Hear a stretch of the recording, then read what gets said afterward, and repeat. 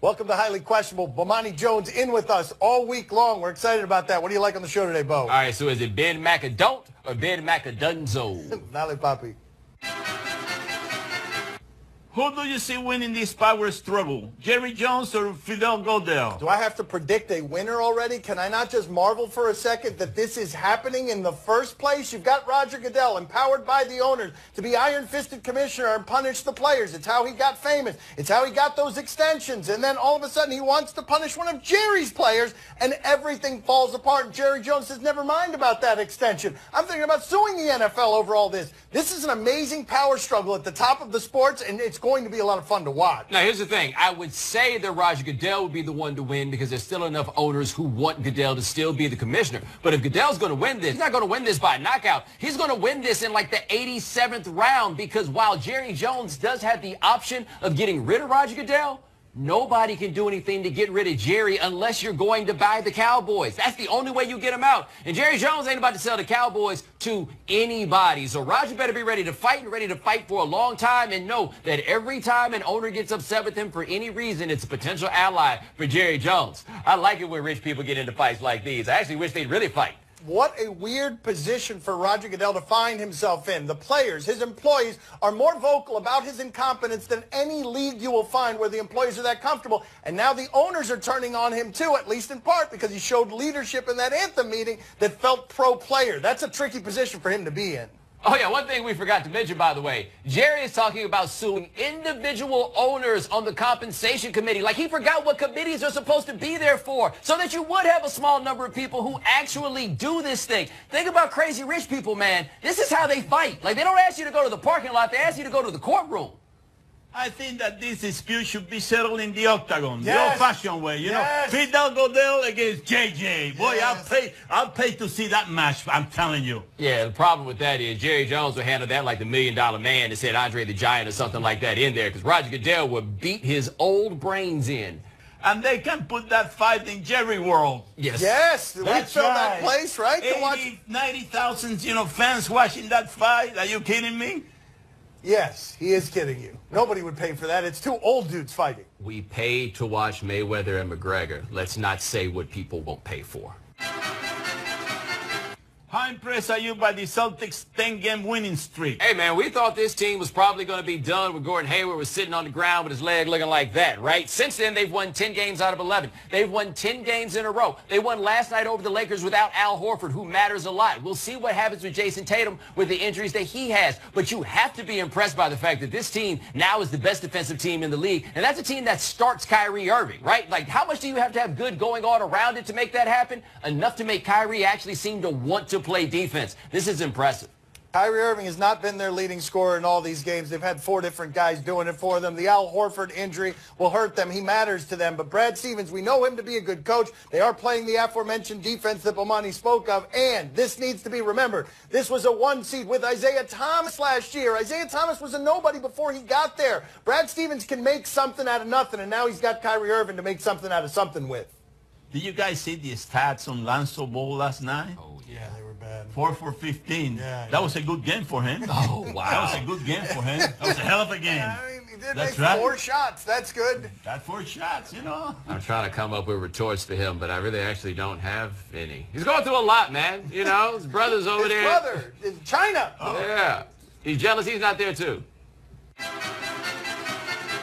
Is there any way Ben McAdoo can survive anonymous reports that he has lost the team? There is no place to be in the world worse if you are a little bit funny looking in a leadership position and losing than in New York, because they will do this to you. This is not a lost locker room. This is a broken football team. Their best players are all hurt. And while this guy may not be as good at his job as you'd like him to be, he doesn't look like he's good at the job. And so therefore he's going to get engulfed, whether he's 1-7 or 3-4, because people are expecting this guy to not be good at what he does. Well, he's also in one of these tricky situations that he got got a job that he probably shouldn't have had in the first place. And never forget, they didn't really do McAdoo any favors. They gave him that job and didn't change any of the other coaches, right? Whatever was wrong there before stayed around with him. But here's where I don't think he can recover, right? The anonymous reports isn't what he's got to try to survive. What he's got to try to survive is the fact that he seems to conduct himself in a way that the players don't respect. One guy's talking about McAdoo seeing you in the hallway on your phone when you're not supposed to be. And unlike Tom Coughlin, who would say something to you, he'd walk past you, say nothing, and then fine you. You cannot win with an NFL team behaving like that. So if he wants to survive it, those are the kinds of things he's going to have to flip up, along with, winning a game or two. Also, he has to get better on press conferences. Oh, this was terrible. Give him, Poppy. Would you say that at halftime? This is what I'm talking about, though. Like this, yeah.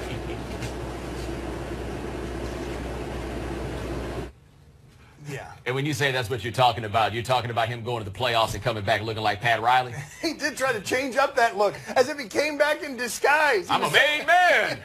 Hey, I look less like a guy running a struggling hot tub outlet store than I used to. Somebody hand me my heart on the outside briefcase.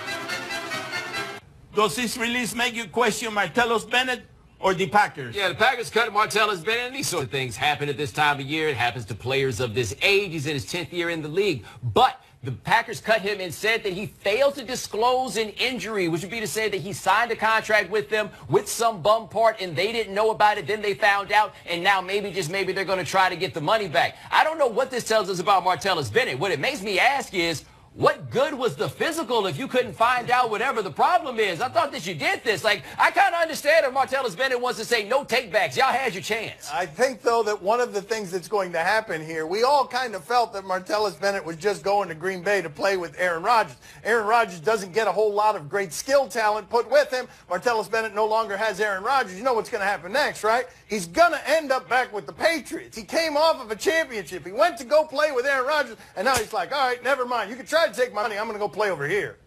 Well, he doesn't have to freeze his up in Green Bay now. That's it, That's right. I mean, I have to say this. Like, if you are going to leave the Packers, now is a good time to do it. Not a lot of people know this. It's 20 degrees colder when Hundley's the quarterback there. What the bleep is going on with Bruce Pearl? Bruce Pearl things are going on with Bruce Pearl. He is not meeting with investigators. You know this scandal. The FBI is involved, checking all of college basketball for recruiting violations, for payments. And Bruce Pearl finds himself not wanting to meet with investigators. And the school is telling him, if you don't meet with investigators, you're going to be fired. And the only thing I could reasonably assume is he's trying to avoid all these phone calls so that the check's clear for another couple of weeks. He's trying to see if he can just avoid everybody so these next couple of checks come in before inevitably he's fired 3 or 4 weeks from now. But hold on, though. The investigators that he's shaken off are not FBI investigators. They're the investigators for the internal investigation that Auburn is trying to figure out. And I'm trying to figure out one of two things. Number one, how's Chuck Person get arrested on September 25th and you still haven't had to explain to your bosses what was going on? And number two, what is this? We tried to talk to him, and if he doesn't talk to us the next time, we're going to fire him. How is he not fired already? Like, who gets to buy time in a circumstance like this? Well, if he gets fired, I know one guy who is looking for a job. Rick Pitino. Rick Pitino, yeah, Auburn's going to swoop in and grab Rick Pitino. Get in there, Rick. Discounted rates, discounted rates. I mean, I'd think about it. Why not? He's good. Coming up next on Highly Questionable. We love seeing if goal scorers are Well, we live. stretch the definition of pro when we put Simi in front of him. Oh, come on, man. What? No. Oh, man, that's disrespectful. Wait a minute. That was What kind really of league disrespectful. Is this? I mean, everyone's pasty. That guy's, that's 80 years old, that guy. My son's TV show is brought to you by Heineken. To play the game that thinks maple syrup makes everything taste better. Do you question? You give us topics and events. We question. Do you question if the ref should have redone this jump ball? All right, opening tip from Nixon Magic. What do we have? Opening tip from Knicks and Magic. We have a flimsy do your question. And a hallucination on the bottom right of the screen. Oh, there's Wow. Enes Kanter. Look at that. He wins. He wins the tip, and then he shrugs his shoulders in disgust at number 13, the terrible jump Yeah, ball. he's looking at the ref like that's the highest you could throw the ball. Yeah. Also, notice how the ref is quickly trying to get out of the way. Run that again. Like he didn't want to look at anybody. He's so sheepish after the fact himself. Show this one more time. Yeah, toes curling into the floor. Look at his face. He's wandering. Now look at him. Yeah, he doesn't look anybody in the eye here. Oh, I'm a failure. Like, I don't feel like that. Like, I feel like the ref's supposed to hop to it in a circumstance like that as opposed to being just like, oh. Yeah. What the hell was that thing on the lower right? What was that? The mascot. What was that pink dragon thing? What is that? That's right. What is that? Yeah, it reminds me when I was a kid, I went to an Astros game. They had come up with one of those, and some guy in the crowd said the kids must have been on acid when they designed that. And that was the day I learned what acid was. I got to be honest with you. I feel like that's disrespecting the American flag. I tell you what, I've seen better jump balls. Oh, give it to him, Bobby. Give it to him. When did he become a swordsman? Why is a guy like Najee Muhammad's still in the game There's now, Nate. wearing Ray out, but they wouldn't put Butler back. Oh, that's brilliant. That's good. That should be allowed. All of that should be allowed. That All is of it. amazing. Yes, look at that. That's brilliant. Those short dudes, they always one step ahead of you because they can't get one step over you. Do you question if these are all facts? Jalen Ramsey is one of the best cornerbacks in the league. He's an FSU kid. His father is named Lamont, Big L. He's kind of like LeVar Ball. These guys are fun. And this was the fight over the weekend with A.J. Green. Everybody got ejected. A.J. Green was looking for that fight the whole way, too. Like, if you look at the way he came off the line, boy, hit him with that $1 million dream. And so, yeah, there we go. The punches to the face mask. That's tremendous. And then afterward, this is what Jalen Ramsey had to say about the entire thing. I told him almost every play that he was weak, that he was soft. That demonstrate facts. He just couldn't handle the truth. It was facts. Told him that his time almost up. Told him that it was easy, which it was. He had 1 catch for 6 yards. I was just out there spitting facts to him. So, I mean, I pushed him every single play. We can go back and look at the film. I pushed him every single play. I told him to stop putting his hand on me. It's a run play. Don't even put your hand on me. So he put his hand on me. I pushed him again. He just fell because he's weak. I mean, he's small. You know, some people are mentally strong. He wasn't during the game. He wasn't mentally strong. You know, I've talked to a few of his teammates afterwards, a couple guys I know, and they had been told me, they was like, once AJ started talking back, we knew you had him because he don't ever talk. And I was like, yeah, that's kind of what I do every week. I knew I had him to a point. And then the stadium kind of helped me out because right before we went out there, they showed the big highlight of me locking him down and his 1 catch for 6 yards. I can't tell you how old I feel. This guy telling A.J. Green, your time's almost done. A.J. Green, like I feel 1,000 years old. This is not the last time somebody's going to try to beat him up in the game. Like, I think that if I learned anything from that sound right there, oh, this is going to happen again. And by the way, he's really good. Do you question whether this goal scorer was out of line? English semi-pro soccer. All What right. do you have? We love seeing if goal scorers are Well, out we of stress line. the definition of pro when we put semi in front of it. Oh. Oh, come on, man. What? No. Oh, man, that's disrespectful. Wait a minute. That What was kind really of league disrespectful. Is this? I mean, everyone's pasty. That guy's, that's 80 years old, that guy. That was really disrespectful. I also like how basically we're calling like the Y semi-pro. I mean, like how is anything. this semi-pro? And also, how did nobody run up on him? Like, I feel like you're required to run up on him at that point. Can I see the creaking goalkeeper again? Let me see here. Was that Dana Holgerson? Who was that? Who was that in goal for this team here? Whoa. I mean, that guy And he knew it instantly, too. That's my favorite part. It's like the second it happened, it's like there's nothing I can do to fix this. All right, can you guys do something for me here? Can we just freeze it on the goalkeeper real quick? Just freeze the video on the goalkeeper. That guy went and got neon gloves. That guy went and got pants that are dirty at the knees. That guy needs hair restoration. That guy's trying really hard to look good. That guy's also playing goalkeeper because he's too old for all that running. Well, don't blame the goalkeeper. How about the guy who missed the head ball? Yeah, look he at was that the guy. one who started. There was a fat guy there in the front. Hold on, That guy. hold on. Look at the guy. He missed. That was a cheap shot. He missed that, and then you blame on the goalkeeper. You know. Hold on, let's get a look at this again. That's right. We That's really right. have Look somebody at that. That's the guy that got to be blamed. Why'd you Blame call the him goalie, fat, you though? know. That's the worst part. That dude's like, yo, I've been working out. Did you see the hustle in the last defender? Yeah. Hold on a second. Hold on. Why is the goal scorer wearing gloves? Why is the goal? It might be cold outside, but look at my man coming in at the end. Like at that point, he's like, "Nah, I ain't coming up." Hustle! Highly questionable. This broadcast from the Clevelander Hotel on beautiful South Beach, Miami. Time to play the game that thinks this table already feels crowded. See? Or no? You tell us what's on television tonight. We'll tell you if we're intrigued or not. What's up, little man? What's up? What's up? Tonight on NBC, Thursday Night Football, Seahawks at Cardinals. Celebrating it here with Bryant McKinney here because it feels more like football when Bryant McKinney's around. Let's check in with the last Seahawks game. You got a Washington receiver, Doxson. He slides 7 yards. This is why Bryant McKinney doesn't miss this game at all here. These are kind of things. You catch the ball, diving at the 7. You slide to 7 yards on the turf. That can't feel very good. And that's how Washington won that game. Seattle and Arizona tonight at Arizona. Bomani, are you intrigued? Dude, that replay is the first time I realized that it was not Richard Sherman who got beat on that play. Like, once you got one dude in your secondary with dreadlocks, I assume that all of them are the same dude. I think that every defensive back that plays for the Packers to this day is Al Harris. Bryant, are you intrigued?